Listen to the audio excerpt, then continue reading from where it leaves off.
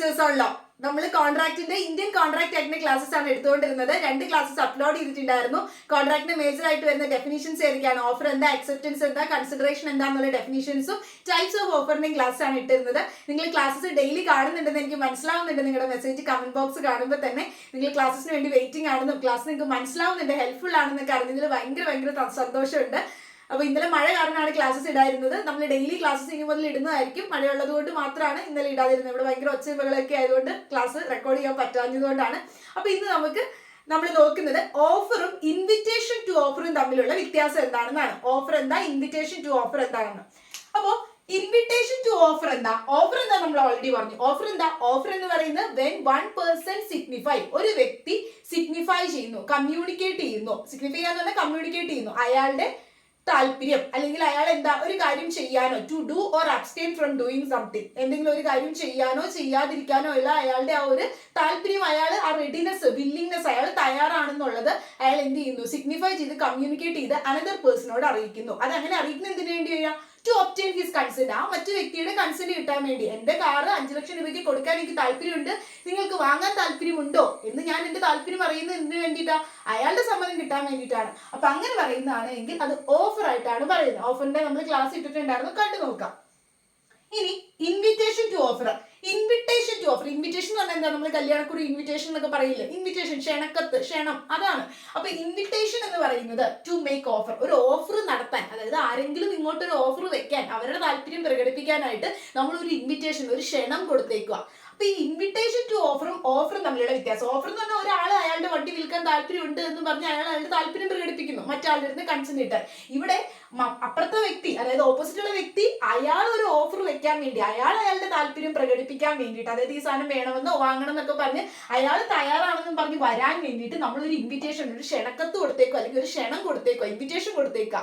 അപ്പൊ അതെന്താണെന്നാ ചോദിക്കുന്നത്. അതായത് നമ്മൾ ഈ ഷോപ്പിലൊക്കെ നിങ്ങൾ കണ്ടിട്ടുണ്ടാവും, മാർക്ക് ചെയ്തിട്ട് പ്രൈസ് ഇത്ര രൂപയാണെന്ന് പറഞ്ഞ് ഡിസ്പ്ലേയിലേക്ക് വെച്ചിട്ടുള്ളത്, അല്ലെങ്കിൽ പ്രൈസ് ഒക്കെ മാർക്ക് ചെയ്തിട്ട് പ്രോഡക്ട്സ് വെച്ചിട്ടുള്ളത്. അപ്പൊ അതെന്താ, ആ കടക്കാരൻ നമുക്ക് ഓഫർ വന്നേക്കാണോ, വന്ന് വാങ്ങണം എന്ന് പറഞ്ഞുകൊണ്ട്? അതല്ല, നമ്മളോട് പേഴ്സണലി വന്ന് പറഞ്ഞിട്ടുണ്ടോ, അല്ലെങ്കിൽ നമുക്ക് ജനറലി പറയുന്ന ഒരു ഓഫർ അല്ല അത് ഇൻവിറ്റേഷൻ ടു മേക്ക് ഓഫർ. നമ്മൾ ആ കടയിൽ ചെന്നിട്ട് ഈ മാർക്ക് ചെയ്തിട്ടുള്ള പ്രൈസ് ഉള്ള ഡിസ്പ്ലേയിൽ വെച്ച സാധനം എനിക്കിത് വേണം എന്നും പറഞ്ഞിട്ട് നമ്മളാണ് അപ്പോൾ ഓഫർ വെക്കുന്നത്. നമ്മൾ ഓഫർ വെക്കുക, എനിക്കിത് വേണം. അപ്പൊ അയാൾക്ക് വേണമെങ്കിൽ അത് അക്സെപ്റ്റ് ചെയ്യാം, റിജക്ട് ചെയ്യാം. ഇത് തരാനായിട്ട് ഞങ്ങൾ താല്പര്യപ്പെടുന്നില്ല, ഇത് ഡിസ്പ്ലേക്ക് വെച്ചേക്കുന്ന പ്രോഡക്റ്റാ, വേണമെങ്കിൽ അങ്ങനെ പറയാം. അപ്പൊ ഇൻവിറ്റേഷൻ ടു മേക്ക് ഓഫർ എന്ന് പറഞ്ഞാൽ ഒരു ഓഫർ വെക്കാനായിട്ടുള്ള ഇൻവിറ്റേഷൻ, ക്ഷണം വെക്കുന്നതിനാണ് ഇൻവിറ്റേഷൻ ടു മേക്ക് ഓഫർ. അപ്പൊ ഇൻവിറ്റേഷൻ ടു മേക്ക് ഓഫർ എന്ന് പറയുന്നത് ഒരിക്കലും ഒരു കോൺട്രാക്ട് ആയിട്ട് നമുക്ക് കണക്കാക്കാനായിട്ട് പറ്റില്ല. അതൊരു ബൈൻഡിങ് കോൺട്രാക്ട് അല്ല, അത് ഓർക്കുക. ഇത് രണ്ടും ഡിഫറെന്റ് ആണ്.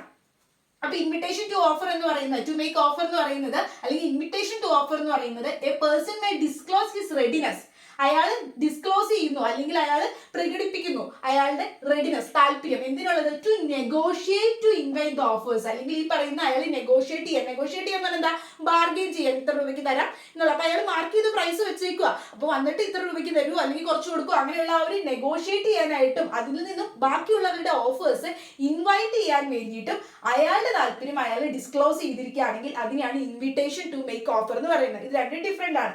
ഇത്ര ഓർത്താൽ മതി. നമ്മൾ കടകളിലൊക്കെ ഓരോ പ്രോഡക്ട്സിന്റെയും പ്രൈസ് മാർക്ക് ചെയ്തിട്ട്, അല്ലെങ്കിൽ നമ്മൾ ഡിസ്പ്ലേയിലൊക്കെ പ്രോഡക്ട്സ് വെച്ചിരിക്കുന്നതിനൊക്കെയാണ് ഇതെന്ന് പറയുന്നത് ഇൻവിറ്റേഷൻ ടു മേക്ക് ഓഫർ എന്ന് പറയുന്നത്. അപ്പൊ അതിന് മറ്റൊരു പേര് പറയാം, ഈ ഓഫർ ടു ചാഫർ എന്ന് പറയും. ഓഫർ ടു ചാഫർ അല്ലെങ്കിൽ ബാർഗെയിൻ ചെയ്യാന്നൊക്കെ പറഞ്ഞാലും അതിന്റെ മീനിങ് എന്താണ്, ഈ ഒരു ഇൻവിറ്റേഷൻ ടു ഓഫർ എന്ന് തന്നെയാണ്. ആ പേരും കൂടി ജസ്റ്റ് ഒന്ന് ഓർത്തിരിക്കുക. പിന്നെ ഇതിൽ കേസസ് വരുന്നുണ്ട്, 3 കേസസ് ഉണ്ട്. അപ്പൊ അതിൽ ഈ കേസസിന്റെ പേര് നിങ്ങൾ പഠിച്ചു വെക്കുക. കാരണം ഈ കേസ് വന്നിട്ട് ഇത് ഏതിലെ കേസാണെന്നൊക്കെ ചോദിച്ചാൽ ഇൻവിറ്റേഷൻ ടു ഓഫറിന്റെ കേസാണെന്ന് നമുക്ക് എഴുതണം. ഇപ്പൊ LLB സ്റ്റുഡൻസിനാണെങ്കിൽ ഈ കേസിന്റെ ഫാക്സും കാര്യങ്ങളൊക്കെ പഠിക്കണം. നിങ്ങൾ ആ കേസിന്റെ ഫാക്സ് ജസ്റ്റ് മനസ്സിലാക്കി പോയിരുന്നാൽ മതി. നിങ്ങൾ ഡിസ്ക്രിപ്റ്റീവ് പരീക്ഷ അല്ലാത്തതുകൊണ്ട് തന്നെ നിങ്ങൾക്ക് ആ പേര് ഓർത്തിരിക്കുക, കാരണം ഫെമിലിയർ ആവണം ഈ ഒരു MCQ തരുമ്പോൾ. അപ്പൊ ഹാർവേ വേഴ്സസ് ഫേസെ, കണ്ടോ, HARVEY, ഹാർവേ വേഴ്സസ് ഫേസെ, FACEY. ഇതെന്ന് പറഞ്ഞാൽ 2 വ്യക്തികളാണ്, ഹാർവേയും ഫേസയും 2 വ്യക്തികൾ. ഇവർ രണ്ടുപേരും കൂടി 3 ടെലിഗ്രാം അയച്ചാണ് അങ്ങോട്ടും ഇങ്ങോട്ടും സംസാരിച്ചത്. 3 ടെലിഗ്രാമുകളെ സംബന്ധിച്ചുള്ള ഒരു കേസാണിത്. അതായത് ഒരാൾ ടെലിഗ്രാം അയച്ചു, പണ്ടൊക്കെ ടെലിഗ്രാം ആണല്ലോ. അപ്പൊ ഹാർവി എന്ന് പറയുന്ന വ്യക്തി, H എന്ന് ഞാൻ ഉദ്ദേശിച്ച ഹാർവി ആണ്, F എന്ന് ഉദ്ദേശിച്ച ഫാസി. അപ്പൊ ഹാർവി ഫാസിക്ക് ടെലിഗ്രാം അയച്ച ഇങ്ങനെയാണ്, will you sell us Bumper Hall Pen, telegram lowest cash price. അതായത് ഇവര് ടെലിഗ്രാം അയച്ചത്, ഹാർവി ഫാസിക്ക് ആദ്യമായിട്ട് അയച്ചത് എന്താ, നിങ്ങളുടെ ബമ്പർ ഹോൾ പെൻ, ഒരു പ്രത്യേക തരം പേന, അത്ര ഓർത്താൽ മതി. ബമ്പർ ഹോൾ പെൻ നിങ്ങൾ വിൽക്കാൻ താല്പര്യമുണ്ടോ, വിൽക്കുന്നുണ്ടോ, ലോവസ്റ്റ് പ്രൈസ് എത്രയാ, നിങ്ങൾ ഇത് വിൽക്കാൻ താല്പര്യമുണ്ടോ താല്പര്യമുണ്ടോ, ഇതിന്റെ ഏറ്റവും കുറഞ്ഞ പൈസ എത്രയാണ്, അതാണ് ചോദിച്ച് ഹാർവി ഫാസിയോട് ചോദിച്ചത്. ഫാസി തിരിച്ചെന്താ മറുപടി പറഞ്ഞേ? ലോവസ്റ്റ് പ്രൈസ് 900 പൗണ്ട്സാ. വിൽക്കാൻ താല്പര്യമുണ്ടോ എന്ന് അപ്പോഴും പറഞ്ഞിട്ടില്ല. അവിടെ എന്താ പറഞ്ഞു? രണ്ടാമത്തെ ക്വസ്റ്റിന് മാത്രം ആൻസർ കൊടുത്തു. ലോവസ്റ്റ് പ്രൈസ് എന്ന് പറയുന്നത് 900 പൗണ്ട്സ് ആണ്. അയാൾ തിരിച്ച് ടെലിഗ്രാം അയച്ചു. അപ്പൊ അതിന് തിരിച്ച് ഹാർവേ എന്താ അയച്ചത്? അടുത്ത് ഹാർവേ ഫാസിക്ക് അയച്ചത് agree to buy for 900 pounds asked by. അപ്പൊ അതായത് ഉദ്ദേശിച്ചിരിക്കുന്നത് ഞാൻ എഗ്രി ചെയ്യുന്നു, ഞാൻ സമ്മതിക്കുന്നു, നിങ്ങൾ പറഞ്ഞ 900 പൗണ്ട്സിന് ഈ ഒരു പേന വാങ്ങാൻ ഞാൻ തയ്യാറാണ്, എഗ്രിമെന്റിൽ ഏർപ്പെട്ടു, അതായത് ഞാനിത് അക്സെപ്റ്റ് ചെയ്തു. ഇയാൾ ഓഫർ വെച്ചത് അക്സെപ്റ്റ് ചെയ്തു എന്നുള്ള രീതിയിലാണ് ഇയാൾ അക്സെപ്റ്റ് ചെയ്തത്. നമ്മുടെ ഹാർവേ വീണ്ടും ടെലിഗ്രാം അയച്ചേ. അപ്പൊ പക്ഷെ അതിന് തിരിച്ച് നമ്മുടെ ഫാസി റിപ്ലൈ ഒന്നും കൊടുത്തില്ല, പേന തരാമെന്നോ ഒന്നും പറഞ്ഞില്ല. അപ്പൊ ഇയാൾ എന്ത് ചെയ്തു? നേരെ തിരിച്ച് ഹാർവേ പോയി കേസ് കൊണ്ട് കൊടുത്തു. ഞാൻ അക്സെപ്റ്റ് ചെയ്തതാണ് ഇയാളുടെ ഓഫർ, എന്നിട്ട് ഇയാൾ എനിക്ക് പേന തിരിച്ച് തരുന്നില്ല, അല്ലെങ്കിൽ പേന തരുന്നില്ല, അവിടെ കോൺട്രാക്റ്റിൽ ഞങ്ങൾ ഏർപ്പെട്ടത് ഓഫർ അക്സെപ്റ്റൻസും കഴിഞ്ഞു, എന്നിട്ട് ഇയാൾ ഇത് പെർഫോം ചെയ്ത് എനിക്ക് പേന തരുന്നില്ല എന്നും പറഞ്ഞ് അത് പെർഫോം ചെയ്ത് കിട്ടാൻ വേണ്ടിയിട്ട് സൂട്ട് കൊണ്ട് കൊടുത്തു. കേസ് കൊണ്ട് ആര് കൊടുത്തു? ഈ ഹാർവേ കൊടുത്തു. ഹാർവേ കൊടുത്ത സമയത്ത് ഇയാൾ പറഞ്ഞത് ഇങ്ങനെയാണ്, കോടതി ഇങ്ങനെയാണ് പറഞ്ഞത്, എന്താ ഇവിടെ ഒരു കോൺട്രാക്ട് ഉണ്ടോ, അതായത് ഇവര് തമ്മിൽ ഒരു കോൺട്രാക്ട് ഉണ്ടായിരുന്നോ, ബൈൻഡിങ് ആയിട്ടുള്ള ഒരു കോൺട്രാക്ട് ഉണ്ടോ, കോൺട്രാക്ട് ഉണ്ടെങ്കിൽ മാത്രമേ അത് എന്ത് ചെയ്യാൻ പറ്റുള്ളൂ, നടപ്പിലാക്കി പ്രാബല്യത്തിലാക്കി എടുക്കാൻ പറ്റുള്ളൂ. ഉണ്ടോ എന്നായിരുന്നു കോടതിയുടെ മുമ്പിൽ വന്ന ക്വസ്റ്റ്യൻ. അപ്പൊ കോടതി പറഞ്ഞ ഇത്രയാണ്, ഇയാൾ പറഞ്ഞത് ലോവസ്റ്റ് പ്രൈസ് എത്രയാന്ന് മാത്രമാണ്, അതല്ലാതെ വില്യൂ സെല്ലാസ് ബമ്പർ ഹോൾപ്പൻ ഈ പേന തരുന്നുണ്ടോ എന്ന് ചോദിച്ചതിന് തരാം അല്ലെങ്കിൽ വിൽക്കുന്നുണ്ട് എന്ന് റെഡിയാണെന്നുള്ള കാര്യം അയാൾ പറഞ്ഞിട്ടില്ല. അയാളുടെ റെഡിനെസ് അയാൾ പറഞ്ഞിട്ടില്ല. അയാൾ എന്ത് ചെയ്തേക്കുക, ഇത്രയാണ് കുറഞ്ഞ പൈസ ഇത്ര ആണെന്ന് അയാൾ പറഞ്ഞു, തരുന്നുണ്ടോ തരാൻ താല്പര്യമുണ്ടോ എന്നൊന്നും പറഞ്ഞിട്ടില്ല. അപ്പൊ അതെന്താണ്? It's only an offer to make offer to make offer. Offer to make offer എന്ന് പറഞ്ഞാൽ എന്താ? It's only an invitation to make offer. Offer ചെയ്യാനായിട്ടുള്ള ഒരു ഇൻവിറ്റേഷൻ മാത്രമാണ്, അല്ലാതെ ഇൻവിറ്റേഷൻ ടു ഓഫർ മാത്രമാണ്, അതൊരു ഓഫർ അല്ല. അതായത് അയാൾ പറഞ്ഞിട്ടില്ല ഞാൻ പേന കൊടുക്കാമെന്ന്, പേനയുടെ വില മാത്രമേ പറഞ്ഞിട്ടുള്ളൂ. അപ്പൊ ഒരു ജസ്റ്റ് ഒരു ഇൻവിറ്റേഷൻ ടു ഓഫർ മാത്രമാണ് എന്ന് പറഞ്ഞൊരു കേസാണ് ഹാർവേ വേഴ്സസ് ഫാസിയുടെ കേസ്. അപ്പൊ അവർ തമ്മിൽ ഒരു കോൺട്രാക്ട് ഇല്ലായിരുന്നു എന്നാണ് പറഞ്ഞത്. അതുകൊണ്ട് തന്നെ നമുക്ക് അത് എൻഫോഴ്സ് ചെയ്ത് പേന ഇയാൾക്ക് വാങ്ങിയെടുക്കാൻ പറ്റില്ല, അക്സെപ്റ്റൻസ് ആയിട്ട് ഇയാളുടെ കണക്കാക്കാൻ പറ്റില്ല ഇത്. കാരണം ഇത് ഓഫർ വെച്ചതല്ല, പേന വിൽക്കാന്ന് അയാൾ പറഞ്ഞില്ലല്ലോ, ലോവസ്റ്റ് പ്രൈസ് അല്ലേ പറഞ്ഞോളൂ. ജസ്റ്റ് നിങ്ങൾ പേര് ഓർത്ത് വെച്ചാൽ മതി. ഇനി അടുത്തത് pharmaceutical society of general great Britain versus wootz cash chemist. ഇങ്ങനെയാണ് ഇത്. ഫുൾ ഫോം ആയിട്ട് ചിലപ്പോൾ ചോദിക്കില്ല, PCSGB എന്നൊക്കെ പറഞ്ഞുകൊണ്ടായിരിക്കും ചോദിക്കുന്നത്. അപ്പൊ അത് ഇത്രേ ഉള്ളൂ, pharmaceutical society of great Britain versus wootz cash chemist. ഇവിടെ എന്ത് തന്നെയാണ് സംഭവിച്ചത്? ഒരു പ്രൈസ് ഒക്കെ മാർക്ക് ചെയ്ത് ഒരു കടയിൽ ഈ പറയുന്ന ഗുഡ്സ് വെച്ചിട്ടുണ്ടായിരുന്നു. അത് ഒരാൾ ചെന്ന് എടുത്തു കഴിഞ്ഞിട്ട് അയാൾ പറഞ്ഞു, ആ ഷോപ്പ് കീപ്പർ പറഞ്ഞു, ഞാൻ ഈ ഗുഡ്സ് തരാനായിട്ട് താല്പര്യപ്പെടുന്നില്ല, ഇത് വിൽക്കാൻ വേണ്ടി വെച്ചേക്കുന്നതല്ല എന്ന് പറഞ്ഞു. അപ്പൊ ഇയാൾ എന്ത് പറഞ്ഞു? ഞാനിത് അക്സെപ്റ്റ് ചെയ്തല്ലേ, നിങ്ങൾ ഈ പറയുന്ന ഡിസ്പ്ലേയിൽ വെച്ച സാധനം ഓഫർ ആയിരുന്നല്ലോ, ഞാനിത് വന്ന് അക്സെപ്റ്റ് ചെയ്തു, സോ ഇത് എനിക്ക് തരണം എന്ന് പറഞ്ഞു. അപ്പോഴും കോടതി എന്താ പറഞ്ഞത്? ഇത് ഓഫർ അല്ല, ഇത് ഇൻവിറ്റേഷൻ ടു മേക്ക് ഓഫർ ആണെന്ന് പറഞ്ഞ കേസാണിത്. ഇനി Fisher versus Bell. Fisher versus ബെല്ലിലും ഇങ്ങനെയാ, ഒരു കത്തി ഡിസ്പ്ലേയിൽ വെച്ചിരിക്കുകയായിരുന്നു. അപ്പൊ കത്തി ഡിസ്പ്ലേയിൽ ആ കടയിൽ വെച്ചിരിക്കുന്നത്, അയാൾ ഇത് വാങ്ങാനായിട്ട് തയ്യാറായി, പ്രൈസ് ഒക്കെ വെച്ചിട്ടുണ്ടല്ലോ, ഇത്ര രൂപ നിങ്ങൾ മാർക്ക് ചെയ്തേക്കുന്ന പ്രൈസിന് ഞാൻ ഈ കത്തി വാങ്ങാൻ തയ്യാറാണെന്ന് പറഞ്ഞുകൊണ്ട് ആ വ്യക്തി കടയിൽ ചെന്നപ്പോൾ ഈ കടക്കാരൻ അത് കൊടുത്തില്ല. കൊടുക്കാതെ അയാൾ കേസ് കൊടുത്തു, എനിക്ക് കത്തി തിരിച്ചു കിട്ടണം, ഞാനിത് അക്സെപ്റ്റ് ചെയ്തതാണ്, നിങ്ങളുടെ ഓഫർ ഞാൻ സ്വീകരിച്ചതാണെന്ന് പറഞ്ഞു. അപ്പോഴും കോടതി എന്താ പറഞ്ഞത്? It's only an invitation to make offer. ഇതും എന്താ? ഇൻവിറ്റേഷൻ ടു മേക്ക് ഓഫർ ആണ്. അപ്പൊ ഇത്ര ഉള്ളൂ, ഇൻവിറ്റേഷൻ ടു മേക്ക് ഓഫർ എന്ന് പറഞ്ഞാൽ ഓഫർ അല്ല, അതൊരു ബൈൻഡിങ് ആയിട്ടുള്ള കോൺട്രാക്ട് അല്ല. കാരണം എന്തുകൊണ്ടാണ്? നമ്മൾ ഈ കടയിലൊക്കെ മാർക്ക് ചെയ്ത് പ്രൈസ് ചെയ്ത് സാധനങ്ങൾ വെക്കുന്നതിന് ഇൻവിറ്റേഷൻ ടു മേക്ക് ഓഫർ എന്ന് പറയും. അല്ലെങ്കിൽ ലേലത്തിന് നോട്ടീസ് വെക്കുന്ന ഓപ്ഷൻ നോട്ടീസ്, ഇതൊക്കെ എന്താ? ഇൻവിറ്റേഷൻ ടു മേക്ക് ഓഫർ ആണ്. ഇതൊന്നും ഓഫർ അല്ല. അപ്പൊ അത്രയും ഓർത്തിരിക്കാം എന്ന് പറയാനാണ് അത് നമ്മൾ പറഞ്ഞത്. അടുത്തത് നമ്മൾ നോക്കുന്നത് അക്സെപ്റ്റൻസ് ആണ്. അക്സെപ്റ്റൻസ് നമ്മൾ ഡെഫിനിഷൻ എടുത്തപ്പോൾ പറഞ്ഞതാണ്. അപ്പൊ അക്സെപ്റ്റൻസ് എന്താണ്, അതിൽ എന്തൊക്കെയാണ് എസെൻഷ്യൽസ് ആയിട്ട് വേണ്ടത്, എങ്ങനെയാണ് ഒരു വാലിഡ് ആയിട്ടുള്ള അക്സെപ്റ്റൻസ് ആണ് എന്ന് പറയുന്നത് എന്നാണ് നോക്കുന്നത്. അപ്പൊ അക്സെപ്റ്റൻസ് എന്ന് പറഞ്ഞാൽ സെക്ഷൻ 2 clause ബിയിലാണ് പറയുന്നത്. സെക്ഷൻ 2 clause ബിയിലാണ് പറയുന്നത്. അപ്പൊ when the person to whom the proposal is made, നമ്മൾ ആരോടാണ് ഈ പ്രപ്പോസൽ വെച്ചത്, വണ്ടി വാങ്ങാൻ താല്പര്യമുണ്ടോ എന്ന് ചോദിച്ചത് എന്തിനു വേണ്ടിയാ? ആളുടെ സമ്മതം കിട്ടാൻ വേണ്ടിയിട്ടാണ്. അപ്പൊ ഏത് പേഴ്സണോടാണോ നമ്മൾ ഈ പ്രപ്പോസൽ മെയ്ഡ് ചെയ്തത്, ടു ഹൂം, ഏത് വ്യക്തിയോടാണോ, ആ ഓഫറി ആരാണോ, ഓഫറർ എന്ന് പറയുന്ന ഓഫർ വിടുന്ന ആള് ആരോടാണോ പറഞ്ഞത്, ഓഫറി അല്ലെങ്കിൽ ആ പ്രോമിസി എന്ന് പറയും. അപ്പൊ the person to whom the proposal is made, ആരോടാണോ നമ്മൾ ആ പ്രപ്പോസൽ നടത്തിയത്, is made signifies his assent thereto, അതായത് അയാൾ എന്ത് ചെയ്തു? സിഗ്നിഫൈ ചെയ്തു, നമ്മളോട് കമ്മ്യൂണിക്കേറ്റ് ചെയ്തു, നമ്മളോട് സംഭാഷണം നടത്തി. ഹിസ് അസെന്റ്, അയാളുടെ കൺസെന്റ്, അതായത് അയാൾക്ക് എന്താണോ പറയാനുണ്ടായിരുന്നത്, അയാളുടെ താല്പര്യം സമ്മതമാണെന്നുള്ള ആ കൺസെന്റ്, അയാളുടെ അസെന്റ്, സമ്മതം നമ്മളോട് സിഗ്നിഫൈ ചെയ്ത് സംഭാഷണമായിട്ട് പറഞ്ഞുവെങ്കിൽ, അല്ലെങ്കിൽ നമ്മളെ അറിയിച്ചുവെങ്കിൽ, കമ്മ്യൂണിക്കേറ്റ് ചെയ്തുവെങ്കിൽ, the proposal is set to be accepted. അങ്ങനെയാണെങ്കിൽ പിന്നെ അതിന്റെ അർത്ഥം എന്താ? നമ്മൾ പറഞ്ഞ പ്രപ്പോസൽ അക്സെപ്റ്റഡ് ആയി എന്നാണ്. അതായത് ആരോടാണോ പ്രപ്പോസൽ വെച്ച്, ആ ഓഫറി അല്ലെങ്കിൽ ആ പ്രോമിസി എന്ന് പറയുന്ന വ്യക്തി ആ പ്രപ്പോസൽ നമ്മുടെ കൺസെന്റ് തന്നു, അസെന്റ് നമ്മളോട് സംഭാഷണമായിട്ട് അറിയിച്ചു, സിഗ്നിഫൈ ചെയ്തു, കമ്മ്യൂണിക്കേറ്റ് ചെയ്തു എങ്കിൽ ആ ഒരു പ്രപ്പോസൽ അക്സെപ്റ്റ് ചെയ്തു എന്നാണ് പറയുന്നത്. പ്രപ്പോസൽ അക്സെപ്റ്റ് ചെയ്താൽ പിന്നെ എന്തായി? പ്രോമിസ് ആയി. അങ്ങോട്ടും ഇങ്ങോട്ടും ഒരു പ്രോമിസ് ആണ്. ആള് കാറ് തരുമ്പോൾ പൈസ കൊടുക്കണം, പൈസ തരുമ്പോൾ കാറ് കൊടുക്കണം, അങ്ങോട്ടും ഇങ്ങോട്ടും ഒരു പ്രോമിസ് ആയി. പ്രപ്പോസൽ അക്സെപ്റ്റ് ചെയ്ത് കഴിഞ്ഞാൽ ദാറ്റ് ബിക്കം എ പ്രോമിസ് ആയിട്ടാണ് മാറുന്നത്. അപ്പൊ ഒരു എസെൻഷ്യൽ ആയിട്ടുള്ള എന്തൊക്കെ കാര്യങ്ങളാണ് ഈ ഒരു അക്സെപ്റ്റൻസിന് വേണ്ടത്? ഒരു അക്സെപ്റ്റൻസ് വാലിഡ് ആവാൻ വേണ്ടിയിട്ട്, നിയമപ്രകാരമുള്ള ഒരു വാലിഡ് ആയിട്ടുള്ള ഒരു അക്സെപ്റ്റൻസ് ആണ് എന്ന് പറയണമെങ്കിൽ അതിൽ എന്തൊക്കെ വേണം? ഒന്ന്, മസ്റ്റ് ആയിട്ടും അത് കമ്മ്യൂണിക്കേറ്റ് ചെയ്തിരിക്കണം ഓഫററോട്. ഓഫറർ ആരാ? പ്രോമിസർ. ആരാണോ ഈ പ്രോമിസ് വെച്ച വണ്ടി വിൽക്കാൻ താല്പര്യമുണ്ടെന്ന് പറഞ്ഞ എന്നോട്, അല്ലെങ്കിൽ ഓഫർ വെച്ച എന്നോട്, ആ ഓഫററോട് അല്ലെങ്കിൽ ആ പ്രോമിസറോട് എന്ന് പറയുന്ന സെയിം പേര് തന്നെയാണ്, ഞാൻ പ്രോമിസർ എന്ന് കൂടി ഇട്ടേക്കുന്നതാണ്. ഓഫററിനോട് അല്ലെങ്കിൽ പ്രോമിസറിനോട് അത് മസ്റ്റ് ആയിട്ട് കമ്മ്യൂണിക്കേറ്റ് ചെയ്യണം. ഞാൻ അക്സെപ്റ്റ് ചെയ്തു, ഞാൻ തയ്യാറാണ് നിങ്ങളുടെ വണ്ടി വാങ്ങാൻ എന്നുള്ള കാര്യം എന്ത് ചെയ്യണം? എന്നോട് കമ്മ്യൂണിക്കേറ്റ് ചെയ്യണം മസ്റ്റ് ആയിട്ടും, എന്നാലല്ലേ അത് വാലിഡ് ആവുള്ളൂ. അപ്പൊ മസ്റ്റ് ആയിട്ടും ഓഫററിനോട് കമ്മ്യൂണിക്കേറ്റ് ചെയ്യണം. പിന്നെ അത് അബ്സല്യൂട്ട് ആയിരിക്കണം, അൺക്വാളിഫൈഡ് ആയിരിക്കണം. അബ്സല്യൂട്ട് അൺക്വാളിഫൈഡ് എന്ന് പറഞ്ഞാൽ എന്താ? ഞാൻ പറഞ്ഞ രീതിയിൽ അത് അക്സെപ്റ്റ് ചെയ്യണം. ഇപ്പൊ ഞാൻ പറഞ്ഞത് എന്റെ വണ്ടി നിങ്ങൾക്ക് ഒരു 5 ലക്ഷം രൂപയ്ക്ക് വാങ്ങാൻ താല്പര്യമുണ്ടോ, ഞാൻ വിൽക്കാൻ താല്പര്യമുണ്ട് എന്നാണ് ഞാൻ പറഞ്ഞതെങ്കിൽ അയാൾ 5 ലക്ഷം രൂപയ്ക്ക് തന്നെ വണ്ടി വാങ്ങാൻ തയ്യാറാവണം. അതല്ലാതെ അയാൾ തിരിച്ചു പറയുന്നത് ഞാൻ 75,000 എടുത്തോളാം എന്ന് പറഞ്ഞ അയാൾ തിരിച്ചൊരു കൗണ്ടർ ഓഫർ ഇടുക, അങ്ങനെയാണെങ്കിൽ അത് വാലിഡ് അക്സെപ്റ്റൻസ് ആകുമോ? ഇല്ല. നമ്മൾ പറഞ്ഞു കൗണ്ടർ ഓഫർ വാലിഡ് അക്സെപ്റ്റൻസ് അല്ല. അപ്പൊ അബ്സല്യൂട്ട് ആയിട്ടുള്ള രീതിയിലും അൺക്വാളിഫൈഡ് ആയിട്ടുള്ള രീതിയിലും ആയിരിക്കണം അക്സെപ്റ്റൻസ് നടത്തേണ്ടത്.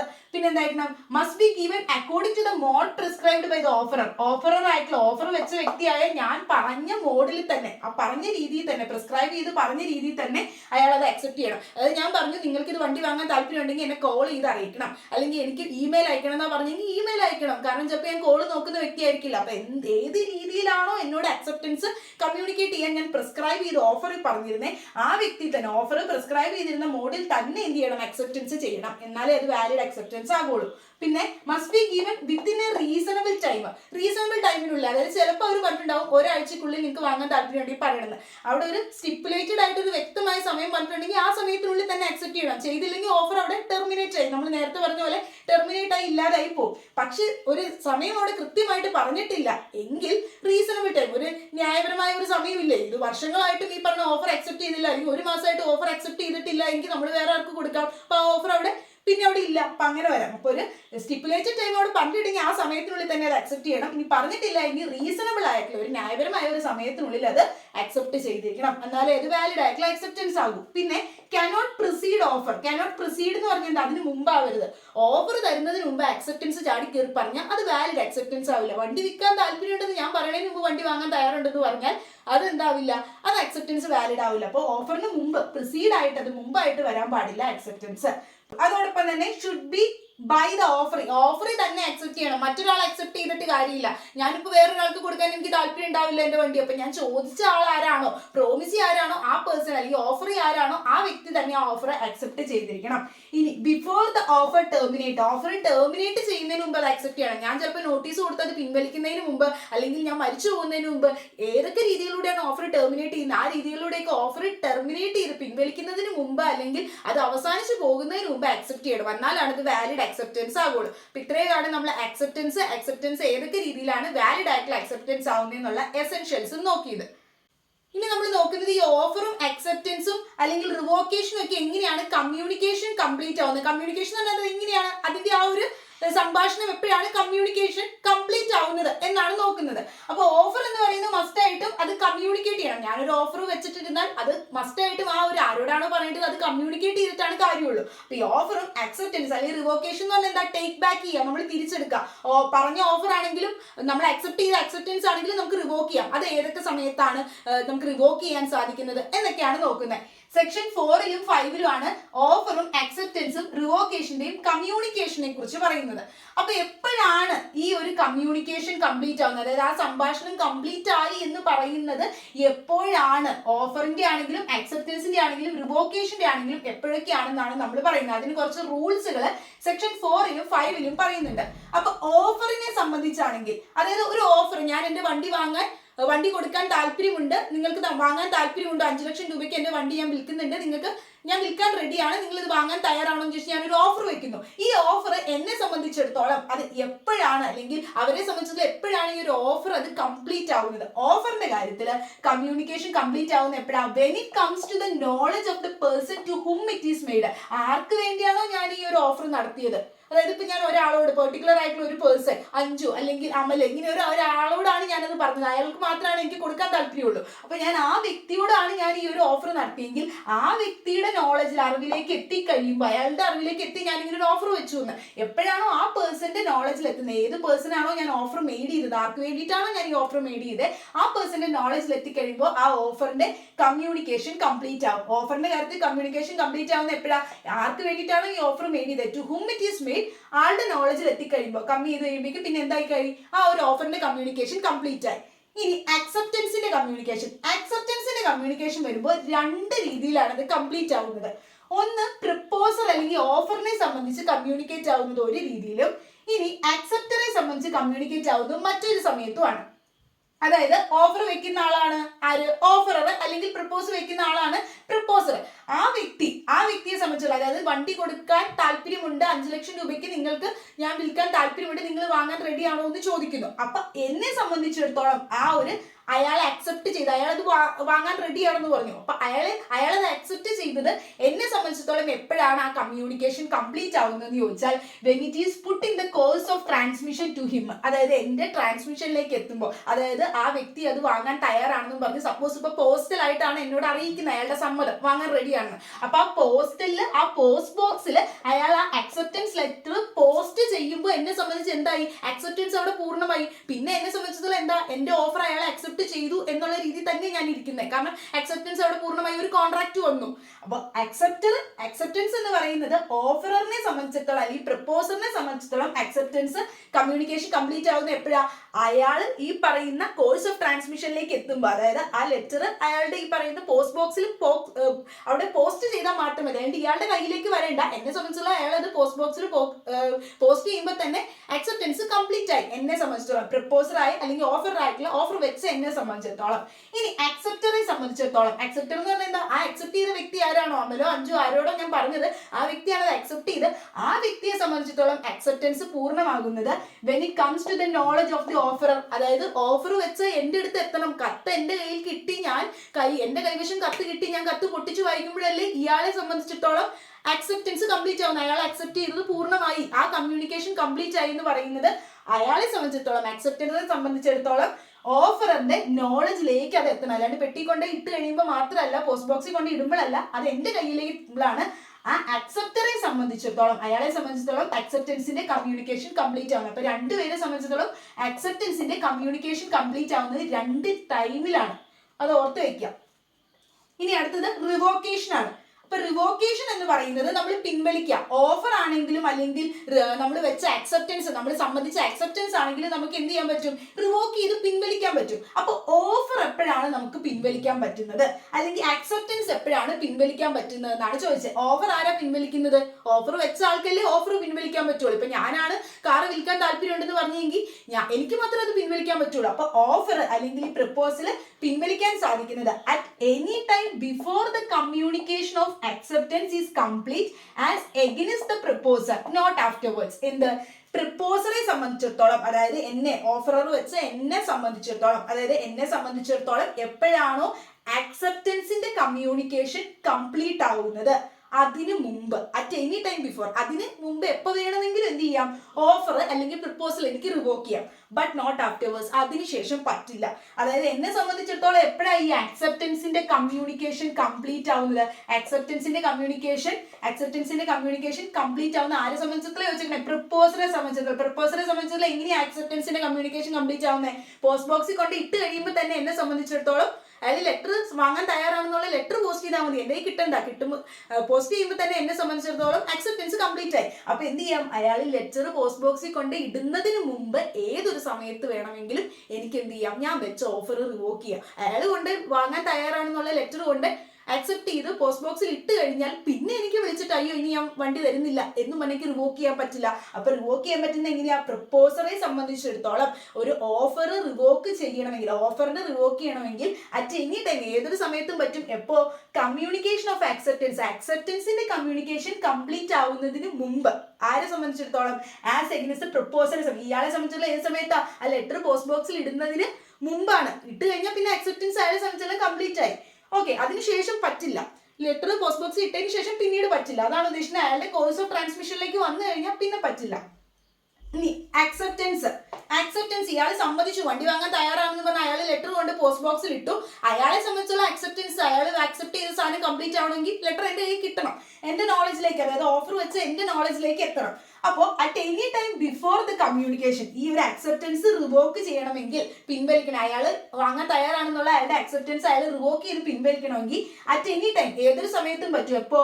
Before communication of acceptance. ഈ ആക്സെപ്റ്റൻസ് കമ്മ്യൂണിക്കേഷൻ കംപ്ലീറ്റ് ആവുന്നതിന് മുമ്പ്. ആരെ സംബന്ധിച്ചിടത്തോളം? ആക്സെപ്റ്ററെ സംബന്ധിച്ചിടത്തോളം. ആക്സെപ്റ്ററെ സംബന്ധിച്ചിടത്തോളം എപ്പോഴാണ് ആക്സെപ്റ്റൻസിന്റെ കമ്മ്യൂണിക്കേഷൻ കംപ്ലീറ്റ് ആവുന്നത്? അയാളെ സംബന്ധിച്ചിടത്തോളം when it comes to the knowledge of the offerer. ഓഫറിന്റെ കയ്യിൽ എത്തുമ്പോൾ മാത്രമേ അയാൾ അക്സെപ്റ്റ് ചെയ്ത് കംപ്ലീറ്റ്. അതായത് ലെറ്റർ എൻ്റെ കയ്യിൽ കിട്ടുമ്പോൾ മാത്രമേ ഈ അക്സെപ്റ്റ് ചെയ്ത ആളെ സംബന്ധിച്ചിടത്തോളം അയാൾ അക്സെപ്റ്റ് ചെയ്ത സാധനത്തിന്റെ കമ്മ്യൂണിക്കേഷൻ കംപ്ലീറ്റ് ആയി എന്ന് പറയുന്നത്. അപ്പൊ ഇയാൾക്ക് ഈ അക്സെപ്റ്റൻസ് എപ്പോൾ പിൻവലിക്കാം? വണ്ടി വാങ്ങാൻ തയ്യാറാണെന്നുള്ള കാര്യം അയാൾ സമ്മതിച്ചു, അതിനെ അയാൾക്ക് വേണമെങ്കിൽ തിരിച്ചെടുക്കാൻ. അയ്യോ എനിക്ക് ആ വണ്ടി ഇനി വേണ്ട എന്നുള്ള രീതിയിൽ അയാൾക്ക് അത് പിൻവലിക്കണമെങ്കിൽ എപ്പോൾ പിൻവലിക്കാൻ പറ്റും? എൻ്റെ കയ്യിൽ ലെറ്റർ കിട്ടുന്നതിന് മുമ്പ്. അതായത് അങ്ങനെയല്ലേ പറഞ്ഞിരിക്കുന്നേ, കംപ്ലീറ്റ് ആവുന്നതിന് മുമ്പ്. ആക്സെപ്റ്ററെ സംബന്ധിച്ചിടത്തോളം എപ്പോഴാണോ കമ്മ്യൂണിക്കേഷൻ ഓഫ് ആക്സെപ്റ്റൻസ് കംപ്ലീറ്റ് ആകുന്നത് അതിന് മുമ്പ് ഏത് സമയത്ത്, അറ്റ് എനി ടൈം ബിഫോർ, അതിന് മുമ്പ് ഏത് സമയത്ത് വേണമെങ്കിലും എന്ത് ചെയ്യാൻ പറ്റും? ഈ ആക്സെപ്റ്റൻസ് റിവോക്ക് ചെയ്ത് പിൻവലിക്കാൻ പറ്റും. But not afterwards. അതിനുശേഷം പറ്റില്ല. അപ്പൊ അയാളെ സംബന്ധിച്ചിടത്തോളം എപ്പോഴും ആക്സെപ്റ്ററെ സംബന്ധിച്ചിടത്തോളം എൻ്റെ കയ്യിൽ എത്തുമ്പോൾ മാത്രമേ ആക്സെപ്റ്റൻസ് കംപ്ലീറ്റ് ആവുള്ളൂ. അതായത് ലെറ്റർ എൻ്റെ കയ്യിൽ കിട്ടണം, പോസ്റ്റിൽ വന്ന ലെറ്റർ എൻ്റെ കയ്യിൽ കിട്ടുമ്പോഴാണ് അയാളെ സംബന്ധിച്ചിടത്തോളം ആക്സെപ്റ്റൻസ് കംപ്ലീറ്റ് ആവുന്നത്. സോ ലെറ്റർ എൻ്റെ കയ്യിൽ എത്തുന്നതിന് മുമ്പ് ഇയാൾക്ക് എന്ത് ചെയ്യാൻ വേണമെങ്കിൽ ഫോൺ വിളിച്ചോ അല്ലെങ്കിൽ മെയിൽ അയച്ചോ ഒക്കെ എന്നെ അറിയിക്കാം, ഞാൻ ഈ പറയുന്ന ഓഫർ പിൻവലിച്ചിട്ടുണ്ട്, ആക്സെപ്റ്റൻസ് പിൻവലിച്ചിട്ടുണ്ട് എന്നുള്ള കാര്യം. കുറച്ച് കൺഫ്യൂഷൻ ആയിട്ട് നിങ്ങൾക്ക് തോന്നുന്നുണ്ടാവുമായിരിക്കും, പക്ഷെ ജസ്റ്റ് മനസ്സിലാക്കി പഠിച്ചാൽ മതി. ഇത് രണ്ടെണ്ണം പഠിച്ചിട്ട് ഇത് പഠിക്കാം. ആദ്യം അക്സെപ്റ്റൻസ് എങ്ങനെ കംപ്ലീറ്റ് ആവുമെന്ന് പഠിക്കുക, അതിനുശേഷം രണ്ടുപേരെ സംബന്ധിച്ചിടത്തോളം അതിനുശേഷം മാത്രം റിവോക്കേഷൻ പഠിക്കുക. അപ്പൊ നല്ല ക്ലിയർ ആയിട്ട് മനസ്സിലാവും. ഓഫറിന്റെ കാര്യത്തിൽ ആ കൺഫ്യൂഷൻ വരില്ല. ആർക്കാണോ ഓഫർ വെച്ചത് അയാളുടെ കമ്മ്യൂണിക്കേഷൻ എത്തിക്കഴിയുമ്പോൾ ഓഫർ എന്തായി? അതിന്റെ കമ്മ്യൂണിക്കേഷൻ കംപ്ലീറ്റ് ആയി.